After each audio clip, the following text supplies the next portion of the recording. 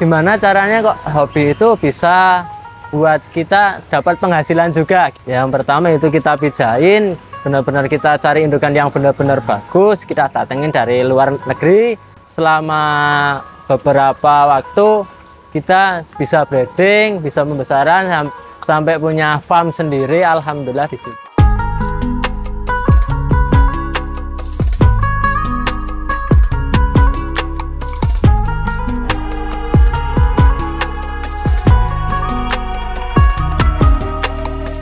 Assalamualaikum warahmatullahi wabarakatuh. Perkenalkan, nama saya Muhammad Khairul Munah. Alamat saya di Meranti, Kecamatan Purworejo, Kabupaten Purworejo, Jawa Tengah. Sekarang saat ini saya masih usaha di budidaya ikan koi.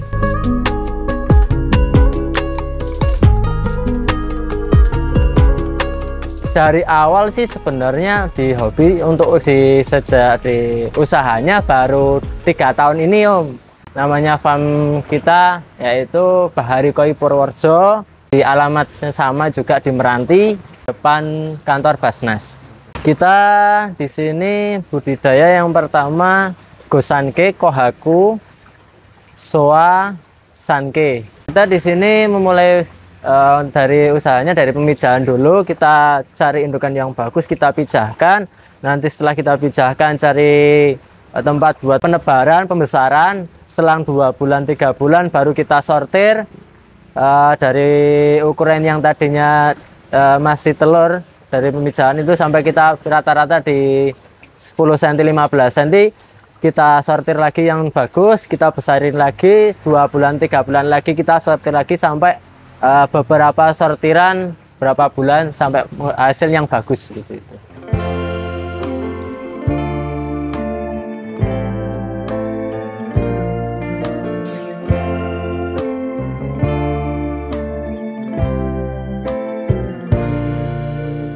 Kami memiliki 17 kolam. Kenapa kok 17?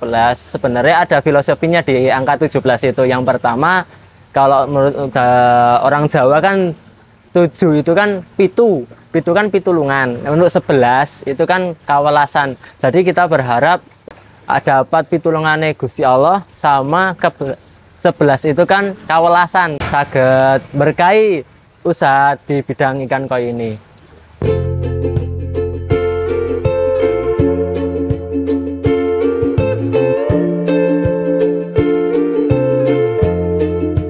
Awal mula kita kenapa kok ikan koi? Yang pertama emang suka hobi. Yang kedua, gimana caranya kok hobi itu bisa buat kita dapat penghasilan juga? Yang pertama itu kita pijain, benar-benar kita cari indukan yang benar-benar bagus, kita datengin dari luar negeri.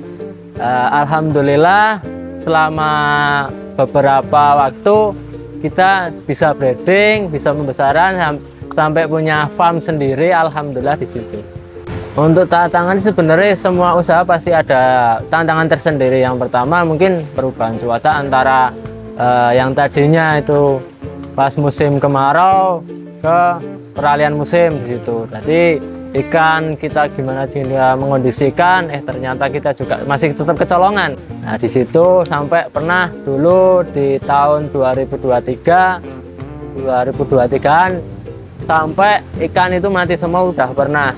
Ya kalau untuk di cross sampai berapa juta, lebih lah puluhan bisa. Tapi alhamdulillah ya namanya kita juga di usaha, kita balik juga, sekarang tambah besar ya alhamdulillah di situ. Kalau semangat saya sama teman-teman yang ini, jadi kalau udah cinta itu mau beralih itu susah. Jadi emang udah suka, udah cinta. Kita yang pertama nggak ngejar di body berapa, ini berapa. Kita nggak, yang penting kita cinta dulu, kita suka. Setelah berjalan, alhamdulillah tetap pasti ada rezeki di situ. Kalau untuk timnya kita sekitar ada 4. Yang pertama itu yang tadi ya bahasanya direktur, manajemen. Terus kita di lapangan ada 2 orang. Yang ngelola lapangan untuk pemijahan kita sendiri ada, kelola untuk di kios kita juga ada. Awal mula kita dari pemuda-pemuda yang suka pencinta penghobi ikan koi, kan di Purworejo juga ada penghobi ikan koi PKP namanya. Alhamdulillah kita bareng-bareng sampailah besar segini. Jadi pemberdayaan pemuda-pemuda yang di Purworejo mau berusaha, mau mengikuti budidaya ikan koi sampai seperti ini. Farm yang kami kelola alhamdulillah salah satu terbesar di Purworejo untuk saat ini. Mungkin untuk kedepannya mungkin ada lagi, tapi alhamdulillah kita saat ini masih yang terbesar. Kalau keunggulan di ikan koi kita, yang pertama tetap untuk kualitas di ikan koinya kita jamin masih anakan-anakan impor F1 semua. Untuk kualitas, warna, pola skin, mau cari yang warna masih bisa bagus-bagus semua. Tangan pertama, harga juga masih murah meriah. Monggo langsung cek aja nanti. Dalam penjualan ikan koi kita juga menerapkan bahasanya pengelompokan antara kualitas ikan koi yang bagus yang mana, yang biasa yang mana, yang ya standar itu. Yang pertama kan kita untuk nge-grade grade antara kualitas A, B, dan C. Antara kita juga menyiapkan dari bahasanya ketika golongan menengah bisa beli, golongan ke bawah juga bisa beli, apalagi untuk golongan ke atas itu bisa beli juga. Jadi kita mengenalkan ikan koi di Purworejo, apalagi di masyarakat, semoga bahasanya untuk di ikan koi itu nggak harus mahal. Ada yang murah juga dari 5.000 sampai berapa ratus sampai jutaan di situ. Dalam farm kami sebenarnya anak-anak muda semua ya sebenarnya. Jadi gimana caranya mengelola untuk anak muda, SDM anak muda itu biar aktif, mau berusaha, biar gimana caranya besok untuk kedepannya ketika dia sudah berkeluarga bisa mandiri, berusaha bisa mencari pengalaman tersendiri. Tapi kan kita juga menjadi wadah salah satu buat pembelajaran di ikan koi. Jadi anak-anak muda sekarang ini biar bisa mandiri, itu aja. Untuk pasaran ikan koi di sini, alhamdulillah kita di area Purworejo sudah memenuhi, alhamdulillah dari kalangan bawah itu yang anak-anak kecil sampai besar, terus sampai keluar kota. Alhamdulillah di Jogja sudah, Bantul sudah, Temanggung, Kebumen, Wonosobo alhamdulillah sudah. Sampai kemarin ada beberapa sampai keluar kota dari Semarang dan Jakarta sudah alhamdulillah. Kita di sini memiliki ada sekitar ya kurang lebih ada 10 sampai belasan indukan sama pejantan yang kita breeding, kita siapkan untuk kita pijahkan, dan beberapa induk anak-anak pun kita memiliki sekarang untuk jumlahnya sekitar ada puluhan ribu alhamdulillah. Yang besar-besar juga ada beberapa ratus, yang besar yang kualitas yang bagus juga.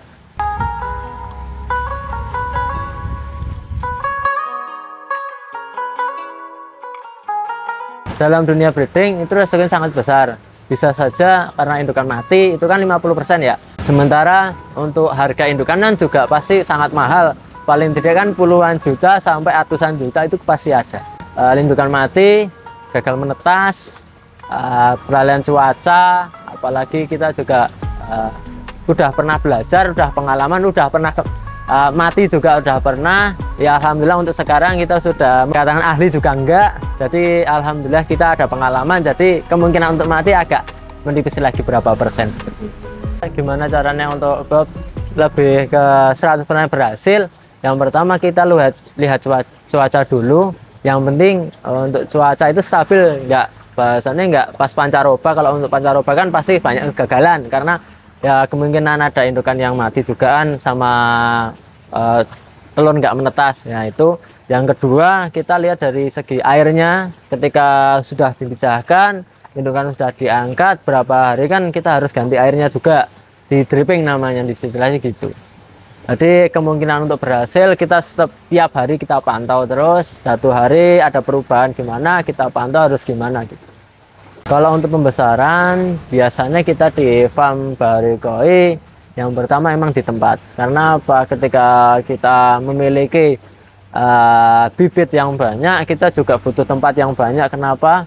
Biar anak-anak itu cepat besar, di kualitas juga cepat bagus, dan ada selang waktunya. Kenapa kita kok di 2 bulan sampai 3 bulan gitu kita angkat, kita sortir, cari yang lebih bagus. Nah, di situ biasanya kita kekurangannya di situ. Banyak sekali tempat yang kita butuhkan untuk pembesaran yang lebih bagus lagi. Dalam penyortiran ikan koi, yang pertama kita dilihat dari skinnya, warnanya, polanya kita lihat. Jadi apakah dia profesional enggak, di bodinya juga kita lihat. Itu kita benar-benar sortir kejam, bahasanya cari yang benar-benar bagus biar menghasilkan kualitas juga yang bagus. Untuk ciri-ciri ikan koi yang bagus, yang pertama rata-rata kita lihat di bodinya. Di bodinya itu seperti kayak torpedo. Nanti kalau untuk siasar langsung kan kelihatan. Terus dilihat skinnya di warna itu dia halus atau enggak. Terus di polanya itu imbang atau enggak, warnanya halus atau pudar, itu kan kelihatan. Tapi kalau untuk yang bagus biasanya dia halus, warnanya enggak pudar.